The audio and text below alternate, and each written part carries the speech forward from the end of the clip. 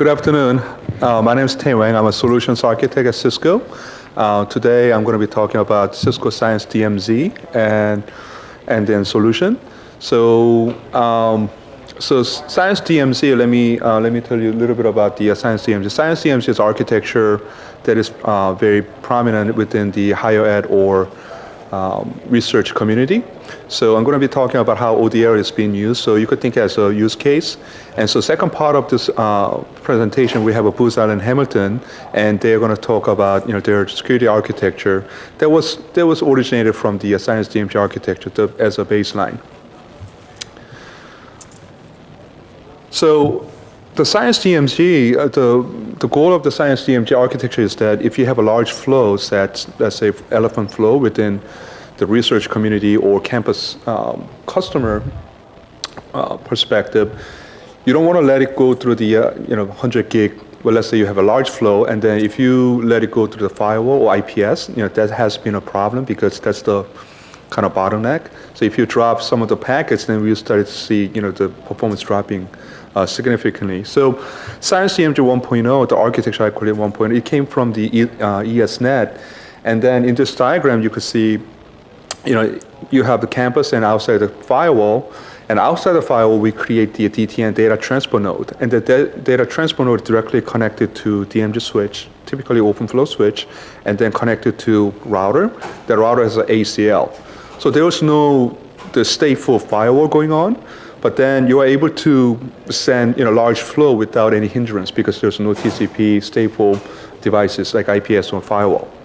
So this is the kind of a architecture 1.0. It worked okay, but then the problem was that if you think about the problem, a lot of, for instance, if it's the higher ed customers, the customer has the data sets inside the campus and then telling the researchers, hey, now you have to move your large data to DTN, the dedicated data transport node, outside the firewall. From the outside firewall, you transfer again to other end nodes. That was too much work. So this architecture didn't really work well in university environments. And this is a Science DMZ, I call it 2.0. It was the Brocade and then Indiana University. They worked on this code, it's called SciPass Science DMZ. So the idea was that from the internal, you have a campus network and the network which is representing the external network. So let's say the traffic is coming from the internal network, campus network, coming into the OpenFlow switch, and then traffic is actually copied to the cluster of IDS. It was actually Snort. And then based on the IDS, in the IDS you put the kind of a wireless saying that, hey, if you match this type of traffic, and then it will call SciPass controller, which is OpenFlow controller, and OpenFlow controller will open up the ports.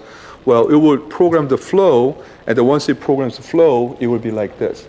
So it will no longer go to the firewall, but it will straight go out to the internet. So you could think as the bypassing firewall. So that's what Science DMZ was. And then I call it this one as a Science DMZ 2.0 because it was kind of automating it because there's IDS and IDS detects it. But then a little bit of the downside was that still inside of the IDS cluster of IDS, you actually had to put some sort of whitelist or ACL because detecting the large flow is not easy because you can. So based on this architecture, what it was based on the header information, and based on source and destination, we're going to assume that this is going to be the large flow. Okay. So from Cisco perspective, we wanted to create the architecture that customers can leverage. So we thought about what do we need to do in terms of Science DMZ, and the question we asked ourselves was that, okay, how can we secure our Science DMZ? Because it's good that we want to bypass the firewall. Still, once we connect, so we built this environment, and what we did, we started to see all the DDoS, coming into our environment. So we definitely knew we actually have to do something about the security. And so we thought about that, and then the way we wanted to do was we wanted to make a Splunk as a northbound application on top of controller, OpenDaylight controller, and then because Splunk is our security devices, ASA, IDS, all the devices are feeding the Splunk, and based on the Splunk, we could actually create some of the trigger and then control the flows. So that's what we thought about. And also, we also asked ourselves, how can we identify large flow? And as I mentioned, identifying large flow, I think is still challenge. It's not easy to do it. So the way that we decided was we're going to just use Globus. So Globus is a tool that researchers use, and then once you log into the Globus, the trusted endpoints are shown. So when researchers transfer the file, and it will set up the grid FTP, and then it will automate the grid FTP setup, and then you could actually do large data flow. So using the Globus, what we did was, so this is kind of busy diagram, but in a nutshell, what's happening is all our devices, firewall, ASA, or our internal, everything is logging into Splunk.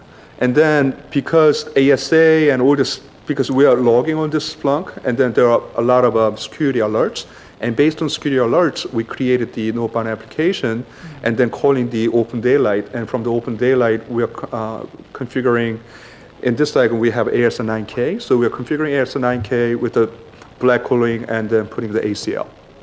So in a nutshell, that's what we're doing. And then in terms of the Globus large flow, let's say so Globus is also, it's a data transport node, and because it has the API, it's actually, we made the Globus log into Splunk. So when the transfer is actually to happen, let's say researchers said, hey, move this file here to here, endpoint 1 and 2, that information will be logged onto Splunk. And then because it's based on our search, we match it, and then we tell, in this diagram we have a Nexus 9K Nexus 3K right below Internet 2, and they have the advanced layer 2 service. That's the OpenFlow switch, and then from there we program this flow so that every traffic is not going to the source fire, but it's directly going out to the internet. So there were the two things that we did. And so this is just the, we thought the Splunk as an SDN application because it receives all the feed. So, and this is kind of a snapshot of our Splunk. So the first one, this is very small, so you cannot see, but that's the feed coming from the IDS. And then based on IDS, we have a high priority IDS event, and then we block the host immediately. And the second one is based on the SYN attack that the ASA is receiving. And based on that, we say, okay, if SYN attack, block host after 100 improper SYN and within 60 seconds. So that's based on that rule that we are blocking the ASA. And the third one is the block timeout. And then, because we don't want to block the host, because it may be the DDoS host may be compromised, but then after a certain time, it may be healed. So we wanted to put the unblock host time. So that's what we did here as an example. And this is the OpenFlow side on the Nexus 3K. So we could put source file IDS or firewall in inbound or outbound, and then just put some examples. It's not really in depth. So, but if you have a question, I could answer that later on.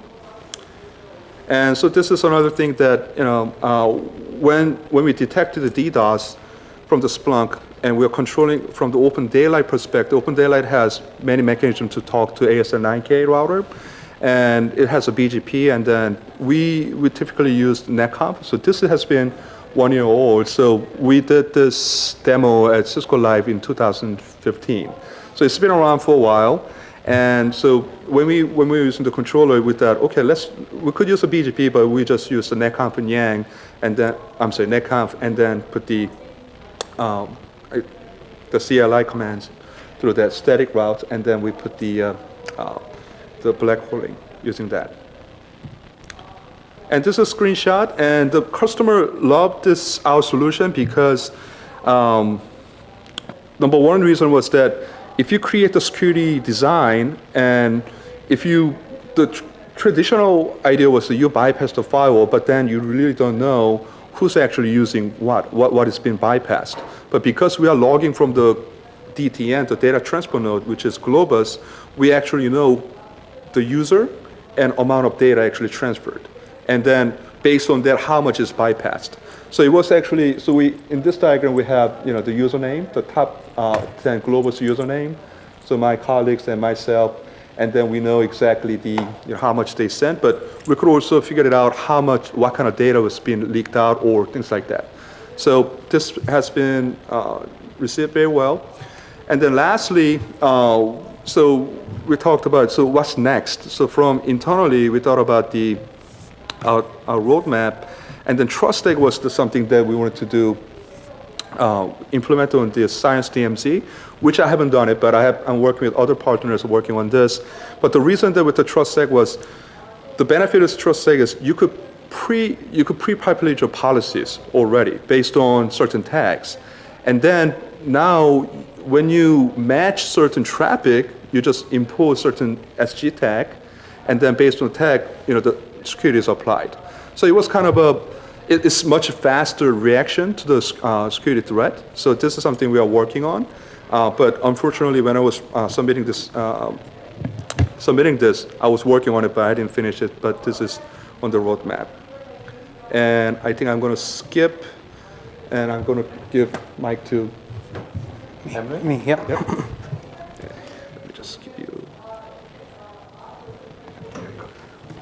Thanks.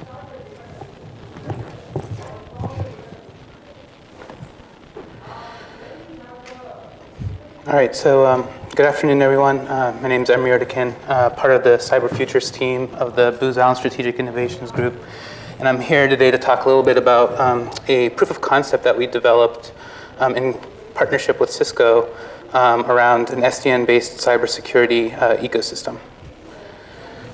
So really the problem that we're trying to address with our proof of concept is the ability to rapidly detect an incident and respond to an incident. Or typically your incident, what's known as your incident response processes that are implemented by network operators. So if you look into the NIST framework for improving critical infrastructure cybersecurity, they talk and they categorize the different subphases that are associated with incident response. That includes your prevention, your detection, your response, and your recovery. So what do we mean by prevention of an incident? And that just basically encompasses making sure that you have the right people, processes, and technologies in place within your infrastructure to detect an event and then rapidly respond to it.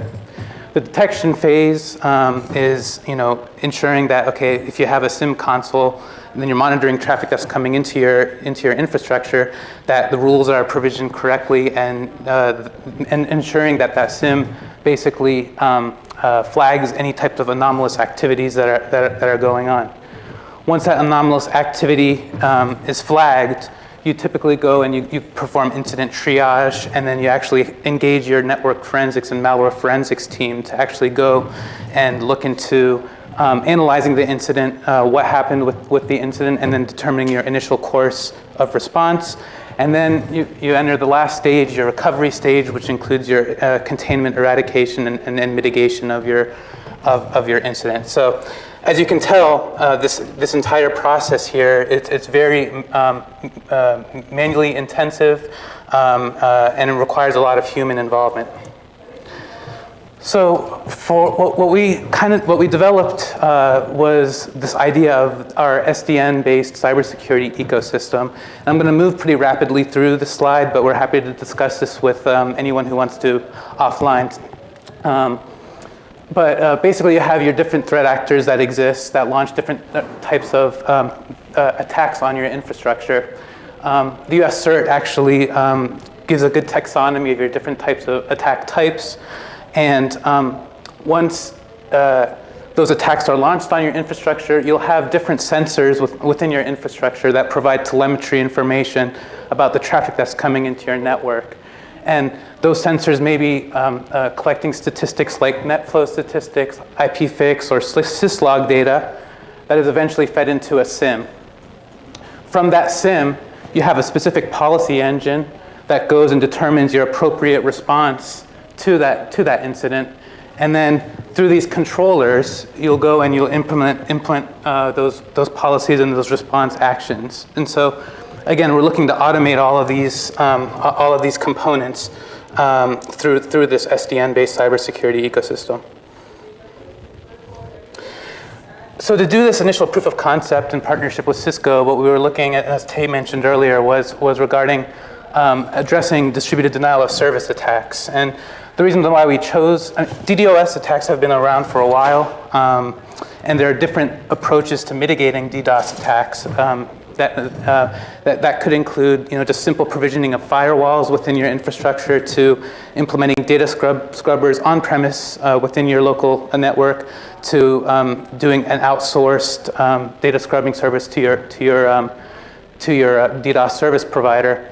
And so with all these different tools and technologies that you can use to prevent a DDoS attack, that policy engine that I talked about in the previous slide, we're trying to implement that knowledge within an automated capability to go and actually determine what is the best way to address and mitigate that DDoS attack, and then what is the best course of response. So the goal of SCE is to work with all those components together and determine what that best course of action would be. So I'm going to turn it over now to Michael, who's going to talk a little bit more about the details of our SVE architecture. Thanks, Emre. So, I believe this one. Can you guys hear me? So, I think I have a few minutes here, so I'm going to try to go through some of these quickly. But as Emre said, we can go in more detail if people are interested. This is just showing a typical flow for a normal user trying to access a web server. Hitting the reverse proxy then going back to the back-end web server to provide that web server to the end user. And so what we're trying to do here, everything in this network is in our lab in a VMware environment, and all of these components are NFV products. We're collecting sensor information from 3 different sources. From the reverse proxy and the Apache web server, we're collecting syslog information. From the network devices, we're collecting NetFlow data. And then from the Firepower IDS, the Firepower Management Center is sending information about that sensor, and everything's being collected in Splunk. The CSR actually has a span port, which is feeding the data over to the sensor, which is then identifying different alerts. So what we're doing with this is that all of the sensor and feed information is coming into Splunk. Similar to what Tay mentioned, to what they're doing at the Science DMZ, we're using different algorithms within Splunk to be able to identify an event, and then that is attached to a response script, which is reconfiguring the network. And I'll go through the details of the different types of responses that we're implementing. But the last part is we want to log this data. So as the event gets identified, we're taking the response, we're creating a log file, which is collecting all of that information about what the event was, what response we took, and the time it took between when an event happened to the response. And all of that data is going into a log file, which is being fed back into Splunk, so that we're able to go back in time and look at that data and be able to understand what happened. So we're using different responses coming from Splunk. Splunk is using just a REST API to either the network devices, such as the ASA directly, but most of it is going through OpenDaylight. And we're using OpenDaylight because we get the benefit of having multiple southbound protocols that we can then reconfigure products using protocols such as BGP, netconf, and OpenFlow. And so with the CSR, we're doing both netconf and BGP flow spec, and we're using OVS to implement OpenFlow rules. So I'll go through a couple different types of events that we're identifying and how we're reacting based on those. So what's shown in the next couple slides is the sensor information is coming into Splunk right now. In what's shown in 2 is really just showing the reverse proxy, but we're collecting the information from all of the sensors like I mentioned before. It's just a little bit less busy to show the one flow. But what happens is we have an adversary that is attacking the reverse proxy. Based on the syslog information, the NetFlow data, as well as the Firepower information, we're determining at Splunk that an event has occurred that's triggering an alert, which has a corresponding script that is making a REST API called OpenDaylight to parse out the source IP address of the attack source and creating a ACL that gets pushed to the CSR. Now, the ACL isn't a drop ACL. It's actually being used as a classifier and is classifying the data and marking it with a DSCP value of 8, the scavenger class.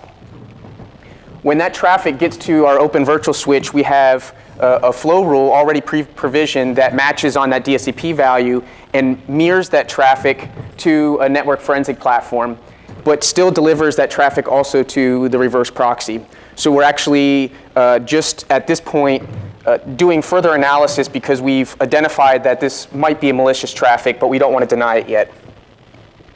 The other type of event that we're taking is a direct REST API call from Splunk to the ASA. Again, this is an ACL to drop traffic at our edge firewall. The third type of response that we're doing is a REST API call from Splunk to OpenDaylight to create a BGP update, which is using FlowSpec to inject a new prefix into our edge router. And we're using an extended community of a rate limit of 0 to do drop traffic. So instead of dropping at our firewall, we're now dropping at the edge router using BGP FlowSpec, and that can also be sent into the service provider network to drop the traffic in that environment if we have too much bandwidth coming and filling up our pipe at the edge. So I won't go, given time, too much into the lessons learned, but a lot of this has to do with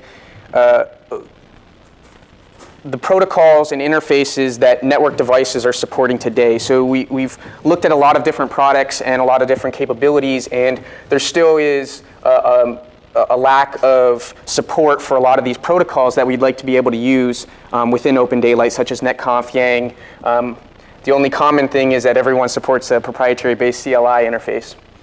And then there's the model support. So even if devices support a netconf interface, they might not have the Hwang models that allow us to be able to reconfigure the types of commands that we might want to be able to push out. There's obviously a lot of work going on there, and we're seeing progress with every new version of code that's coming out from a lot of these vendors, but there's still a lot of work, I think, in that area. And then the last bullet here just talks a little bit about that while most vendors are implementing virtual devices now, they're not always the same as their hardware-based counterparts, and so there is still some work in that area as well that we've identified going through this. And just the last thing is that where we're trying to go next is to integrate additional network devices into this ecosystem, identify additional sensors that we want to add in to pull in more information. Right now we're using Splunk, but there's a ton of different analytics tools out there that we could be doing additional analytics on that information. And then just looking at other use cases. So I showed the OpenFlow mirroring situation. You can easily set up a honeypot off of that OpenFlow switch and be able to route traffic using dynamic OpenFlow rules to route to a honeypot instead of just monitoring or mirroring the traffic. So there's a lot of different use cases that we also want to add into this environment. And with that, I guess if anyone has any questions for any of us.